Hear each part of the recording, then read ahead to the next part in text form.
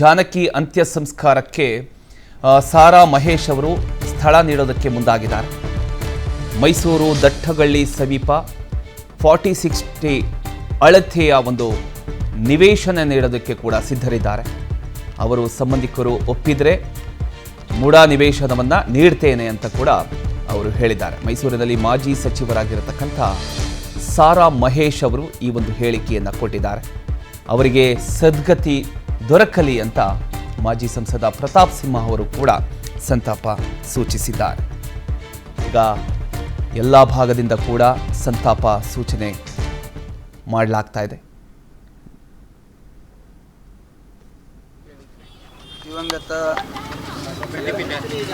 ಜಾನಕಿ ಅಮ್ಮನವರ ನಾನು ಮತ್ತು ನನ್ನ ಶ್ರೀಮತಿಯವರು ಅಭಿಮಾನಿಗಳು. ಅವರ ಭಾಳಷ್ಟು ಹಾಡುಗಳನ್ನು ಕೇಳಿದ್ವಿ.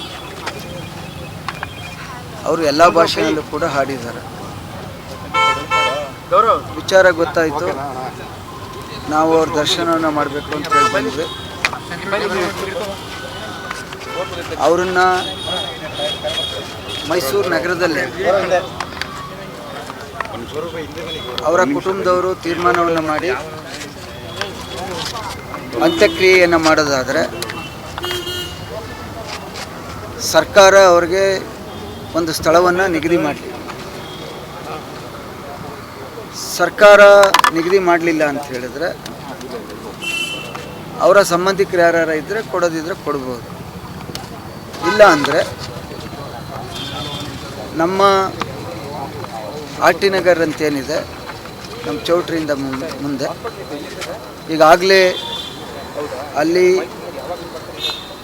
ಪ್ಲಾನ್ ಅಪ್ರೂವಲ್ ಆಗಿ ಮೂಡಾದಲ್ಲಿ ಎಲಿನೇಷನ್ ಆಗಿ ಇರ್ತಕ್ಕಂಥ ಸ್ಥಳದಲ್ಲಿ 40-60 ನಿವೇಶನವನ್ನು ಅವರ ಸಮಾಧಿಗೋಸ್ಕರ ಉಚಿತವಾಗಿ ಕೊಡಲಿಕ್ಕೆ ನಮ್ಮ ಕುಟುಂಬ ಬದ್ಧ ಇದೆ. ಜೊತೆಗೆ ಅವರ ಕುಟುಂಬದವರು ಯಾರು ಟ್ರಸ್ಟ್ ಇದ್ದಾರೆ ಅದಕ್ಕೆ ಆ ನಿವೇಶನವನ್ನು ಅಥವಾ ಸರ್ಕಾರಿ ಉಚಿತವಾಗಿ ಬರ್ಕೊಡ್ಲಿಕ್ಕೆ ಬದ್ಧ ಇದೆ. ಅಷ್ಟು ದೊಡ್ಡ ಅಭಿಮಾನಿ ಇದೆ. 7 ವರ್ಷಗಳಿಂದ ಮೈಸೂರಿನ ಬೊಗಾದಿ ರೋಡಲ್ಲಿ ತಮ್ಮ ಜೀವನದ ಕಡೆಯ ಕ್ಷಣಗಳನ್ನು ಕಳೆದಿದ್ದಾರೆ. ಅವರು ತಮ್ಮ ಸಂಧ್ಯಾಕಾಲವನ್ನು ಕಳಲಿಕ್ಕೆ ಮೈಸೂರನ್ನು ಆಯ್ಕೆ ಮಾಡಿಕೊಂಡು ಇಲ್ಲೇ ಇದ್ದಿದ್ದು ನಮ್ಮೆಲ್ಲರಿಗೂ ಒಂದು ರೀತಿ ಹೆಮ್ಮೆ. ಆದರೆ ಇವತ್ತು ಅವರು ನಮ್ಮನ್ನು ಅಗಲಿದ್ದಾರೆ. ಅವರ ಆತ್ಮಕ್ಕೆ ಶಾಂತಿ ಸಿಗಲಿ, ಅವರಿಗೆ ಸದ್ಗತಿ ದೊರೆಯಲಿ ಅಂತ ಹೇಳಿ ನಾನು ಕೇಳ್ಕೊಳ್ತೀನಿ, ಪ್ರಾರ್ಥಿಸ್ತೀನಿ. ತುಂಬು ಬದುಕನ್ನು ನಡೆಸಿದ್ದಾರೆ. ಆದರೆ ನಮ್ಮ ನಿರೀಕ್ಷೆಗೂ ಮೀರಿದಂತೆ ನಾವು ಎಷ್ಟೇ ವರ್ಷ ಬದುಕಿದ್ರೂ ಇನ್ನು ಮುಂದಿನ ತಲೆಮಾರುಗಳು ಬಂದರೂ ಕೂಡ ಶಾಶ್ವತವಾಗಿ ನೆನಪು ಮಾಡಿಕೊಳ್ಳುವಂತಹ ಗೀತೆಗಳನ್ನು ಕೊಟ್ಟಿರುವಂಥ ಅವರು ತೀರ್ಕೊಂಡಿರೋದು ಸಹಜವಾಗಿ ನಮ್ಮ ಮನಸ್ಸಿಗೆ ನೋವುಂಟು ಮಾಡಿದೆ. ನಾನು ಸಮಸ್ತ ಮೈಸೂರಿನರ ಪರವಾಗಿ ಅವರ ಆತ್ಮಕ್ಕೆ ಶಾಂತಿಯನ್ನು ಕೋರ್ತೀನಿ. ಜಾನಕಿ ಅಮ್ಮ ಅವರು ಇವತ್ತು ದೈಹಿಕವಾಗಿ ನಮ್ಮಿಂದ ದೂರವಾಗಿದ್ದಾರೆ. ಆದರೆ ಅವರು ಹಾಡಿರುವಂತಹ ಸುಮಧುರ ಗೀತೆಗಳ ಮುಖಾಂತರವಾಗಿ ಇನ್ನೂ ಎಷ್ಟೋ ಶತಮಾನಗಳು ಎಸ್ ಜಾನಕಿ ಅವರ ನಿಧನದ ವಿಚಾರವಾಗಿ ನಮ್ಮ ಜೊತೆ ಮಾತನಾಡೋದಕ್ಕೆ ಈಗ ಸಾರಾ ಗೋವಿಂದ್ ಅವರು ಈಗ ಸಂಪರ್ಕಕ್ಕೆ ಜಾಯ್ನ್ ಆಗಿದ್ದಾರೆ. ಸರ್ ನಮಸ್ತೆ. ನಮಸ್ತೆ ಸರ್, ಜಾನಕಮ್ಮನವರು ಅವರ ಒಂದು ಅಗಲಿಕೆಯ ಸುದ್ದಿ ಇಡೀ ಚಿತ್ರರಂಗವನ್ನು ಇದೀಗ ಸ್ತಬ್ಧಗೊಳಿಸ್ಬಿಟ್ಟಿದೆ. ಈ ಆಘಾತಕಾರಿ ಸುದ್ದಿಯನ್ನು ನೀವು ಮೊದಲ ಬಾರಿ ಕೇಳಿದಂಥ ಸಂದರ್ಭದಲ್ಲಿ ಏನು ಅನಿಸ್ತು? ಯಾವ ರೀತಿ ನೆನಪು ಮಾಡ್ಕೊಳ್ತೀರಿ ಅವ್ರ ಬಗ್ಗೆ ಸರ್?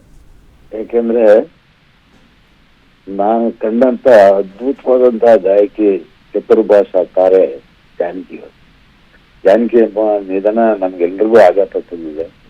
ಯಾಕೆಂದ್ರೆ ನಾವು ಬಹಳ ಹತ್ತಿರದಿಂದ ನೋಡುವಂಥವ್ರು ಜಾನಕಮ್ಮ ಅವ್ರನ್ನ, ಅವ್ರ ಹಾಡುಗಾರಿಕೆ, ಅವ್ರ ಹಾಡೋದನ್ನ ಮಾಡೋದನ್ನ ಎಲ್ಲವನ್ನ ನೋಡಿದ್ದು ನಮ್ಗೆಲ್ಲವೂ ಕೂಡ ಒಂದೊಂದೇ ನೆನಪಾಗ್ತಾ ಇದೆ. ಇಂಥ ಒಬ್ಬ ಗಾಯಕಿಯನ್ನ ಕಳ್ಕೊಂಡು ಇಡೀ ಚಿತ್ರರಂಗ, ಕನ್ನಡ ಚಿತ್ರರಂಗ ಒಂದೇ ಅಲ್ಲ, ಇಡೀ ಚಿತ್ರರಂಗ ಬಡವಾಗಿದೆ. ಹೌದು. ನಿಜವಾಗ್ಲೂ ನಾವು ಅನ್ಕೋಬೇಕು ಅಂದ್ರೆ ಭಾಷೆ ಬಾರ್ದಿದ್ರು ಕೂಡ ಆ ಭಾಷೆನ ಎಷ್ಟು ಸೊಗಸಾಗಿ ಹಾಡೋರು ಅಂದ್ರೆ ಅಂತ ಒಂದು ಕಲಾದೇವಿ ಇವತ್ತು ನಮ್ಮನ್ನ ಬಿಟ್ಟು ಹೋಗಿದ್ದಾರೆ. ನಿಜವಾಗ್ಲೂ ನಮ್ಗೆಲ್ರಿಗೂ ಆಘಾತ ಆಗಿದೆ. ಖಂಡಿತ ಇಂಥ ಒಬ್ಬ ಗಾಯಕಿಯನ್ನ ನಾವು ಕಳ್ಕೊಂಡ್ವಲ್ಲ, ಕನ್ನಡ ಚಿತ್ರರಂಗ ಕಳ್ಕೊಳ್ತಾವ ಅನ್ನೋ ನೋವು ಎಲ್ರಿಗೂ ಇದೆ. ಈಗ ನಾವು ಅಲ್ಲಿಗೆ ಹೋಗ್ತಾ ಇದ್ದೀವಿ, ಮೈಸೂರಿಗೆ ಅಂದಿವೆ. ಈಗ ಡಾಕ್ಟರ್ ರಾಜ್ಕುಮಾರ್ ಅವರಾಗಿರ್ಬೋದು, PB ಶ್ರೀನಿವಾಸ್ ಅವರಾಗಿರ್ಬೋದು, SP ಬಾಲಸುಬ್ರಹ್ಮಣ್ಯಂ ಅವರಾಗಿರ್ಬೋದು, ಅವರೊಂದಿಗೆ ಜಾನಕಮ್ಮ ಸೃಷ್ಟಿ ಮಾಡಿರತಕ್ಕಂತ ಯುಗ ಇದೆಯಲ್ಲ, ಅದನ್ನ ವರ್ಣನೆ ಮಾಡಕ್ ಸಾಧ್ಯ ಇಲ್ಲ. ಹಾ ನಾವೆಲ್ಲ ಆಗಿನ ಕಾಲದಲ್ಲಿ ಸಾಂಗ್ ಸಂಗೀತ ನಿರ್ದೇಶಕರು ಅವತ್ತಿನ ದಿವಸ ಇದರಲ್ಲಿ ಚೆನ್ನೈ, ಇವತ್ತಿನ ಏನು ನಾವು ಚೆನ್ನೈ ಅಂತೀವಿ, ಅವತ್ತಿನ ಮದ್ರಾಸ್ನಲ್ಲಿ ಆ ರೆಕಾರ್ಡಿಂಗ್ ಆಗ್ತಾ ಇತ್ತು.